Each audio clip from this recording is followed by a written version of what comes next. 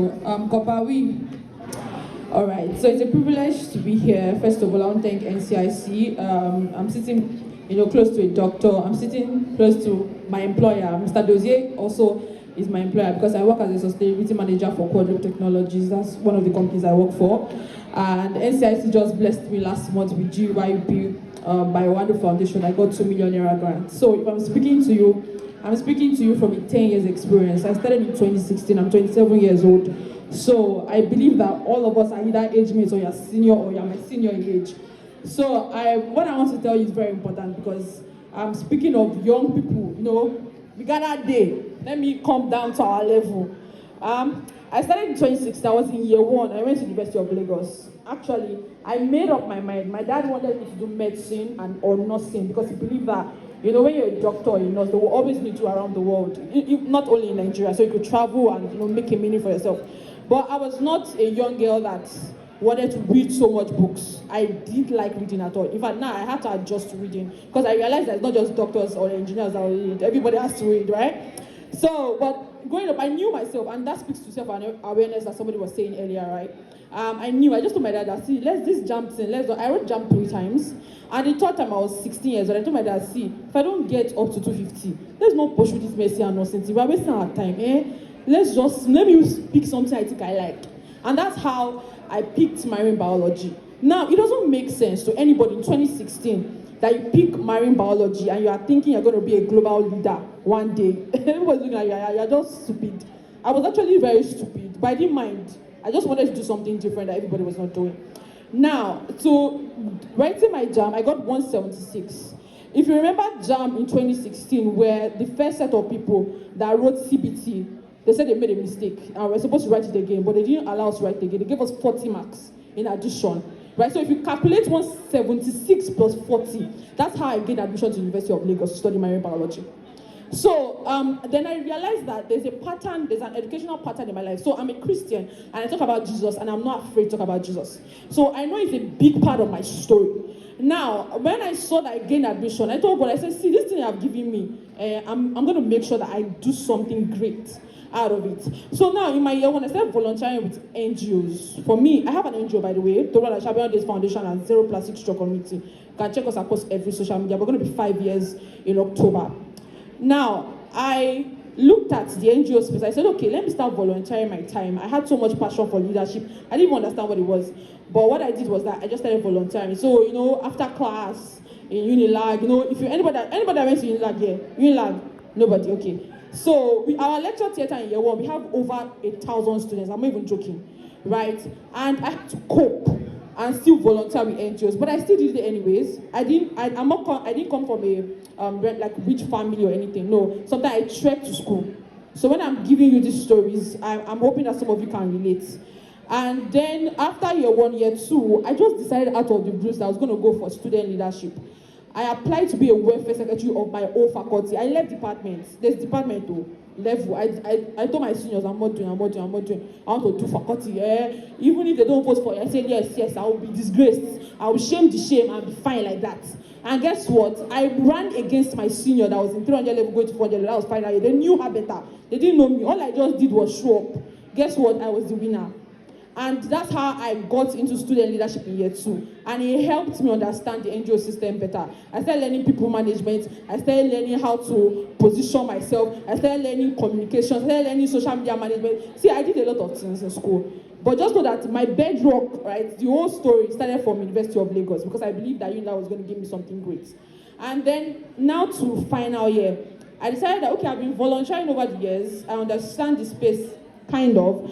COVID-19 was going to hit, and I thought to myself that let me do something different by starting the initiative. Now, nobody in my class that did marine biology, if you look at the green economy space, we have more of lawyers, we have more of doctors, we have more of engineers. We don't have people that did marine or environmental courses themselves. Now, if I ask some of you, did you do fisheries or do agric? Most people are not proud that they did those courses. Meanwhile, that is the course that is supposed to be in the green economy space. If you did agric, you did fisheries, you did anything sustainable, anything environment, anything marine biology, this is our space. And I see that most young people don't tap into it because you believe that it beneath you. No, it's not.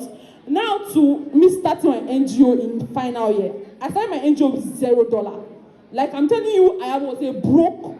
The church right is bigger than me. I was broke. If you see my picture, my throwback, I'm like ×3 of my size now. So to tell you that when I started, I did not have anybody. Nobody was nothing. Right? And that final year, I decided that I was going to do something different. I was going to show the world that, you know, I can come from something small, but I can do something big. Now, fast forward to me starting my NGO, I started poking some of my classmates. I told them, do you know, let's just be picking plastic. I started by picking plastic. Oh, see, I was picking plastic in Unilag front. I was picking plastic on the road. In my street, they know me. I pick plastic for a living. That's how I started in my NGO. I speak, but after I volunteered for organization, remember. So I learned some things, but I was just recycling that time was now booming, and they'll say, oh, when you gather your plastic, you bail it, you do this, you do that. So that's why I just started. I just said, let me just do something. And then finally, after I did that in my final year, I graduated in 2021, December. That was because of COVID. I was supposed to do 4 years. I did it 5 years. Was now 5 years at the end of the day. I now moved to me being employed. I was thinking, okay, so what do I have to do now? After, okay, I served, yeah, I remember now. I was still doing my NGO, right? But I served. So while serving, I worked in my friend's organization, right? I was just helping him with social media management and pushing my NGO. Then I got my first grant, $2,000 from Wangari Mataya. It's an international organization. First grant, and guess what? I employed 2 other people like me. That's how I did it. And then when I was done with that, we continued applying for other grants and everything like that. You know, by 2022, I got my second grant.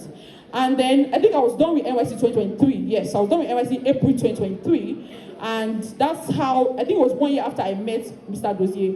So how I met Mr. Dozier was that I applied for fellowships, I applied for school. Now I told you now, I'm already doing NGOs, I apply. I'm always applying. I know if you're more than 35 years old, it's actually hard for you to see grants. So now I plead with all of you, if you want to apply, just be applying now. Because it is age, somebody was talking about the age, that if you are not careful, you know, you pass that age and was using football, that a 50-year-old man cannot be playing football, right? Exactly. Now is the time for you to start grants, scholarships, applications. Just begin to learn it. It's a skill. Say that grant writing, you have to, whether you like reading, writing or not, you have to learn it to, you know, be somebody in the space, any space actually. Now, after I did that, I moved to finishing NYC. NYC, I did a project. I did a personal project. Though they didn't give me my award, but it's fine. I'm more angry. But when I finished in 2023, I told you I was in a fellowship. That's how somebody said, oh, somebody wants to employ a project manager for a company that does electronic waste and everything like that. And that's how I met Mr. Dozier. Let me tell you how Mr. Dozier employed me. We were on a phone. We're laughing. He has never met me before. He just said, oh, your name is Lashe. What do you do? He didn't even read my CV. He's here. He just said, oh, Lashe, what do you do? And I just explained all of the experiences I've had in my year one. What I done. Oh, that's fantastic. You're in this place already. You understand these things. Okay, what can you contribute to my company? And I just said, oh, this is what I can do. Oh, fine, let's go. Let's meet next day. We met the next day. Guess what? This one was already telling me, oh, this is what you're going to do. That's how I got my job. I did not do one-on-one Zoom. I did not do come to the office, wear corporate skin color. Yes, you have to, you know, show, because when I had to meet him physically, of course I had to dress nice. But to be honest, I didn't even have plenty nice clothes. Let me be honest. Sometimes I have to borrow from my friend. To just keep up, you know, the look. Now, after I did that with Mr. Dozier, and I got my international grants, remember, I joined a particular community. Now, this speaks to power of community. I joined a particular community called Planet Alliance. You can check them online, Captain Planet Foundation. And all I just started was as a volunteer. I just a member of the community, volunteering and everything like that. Now, I am their regional coordinator for West Africa. So, I'm telling you my story now because somebody was at the back. My boss here was trying to look at your documents. And you know I'm talking to you. And he was saying, read this thing carefully before he signs. You were like, no, leave me alone. See, one of the things we don't have as young people is soft skills. See, hard skills in the green economy space, they will teach you what you don't know. Waste management, recycling, energy transition, they will teach you because it's a new space, kind of. But soft skills, nobody's going to teach you how to be respectful. Nobody's going to teach you how to adapt. You're going to adapt a lot. You're going to do things that they didn't teach you in the university. So I think for me, I would say that we have to have soft skills more as young people. Please, that's what I'll say. Thank you. Thank you. And I mean, this is the way she was emphasizing. Thank you so much, Lasha. Okay, so our time is fast spent. So, my dear colleague, Asinke.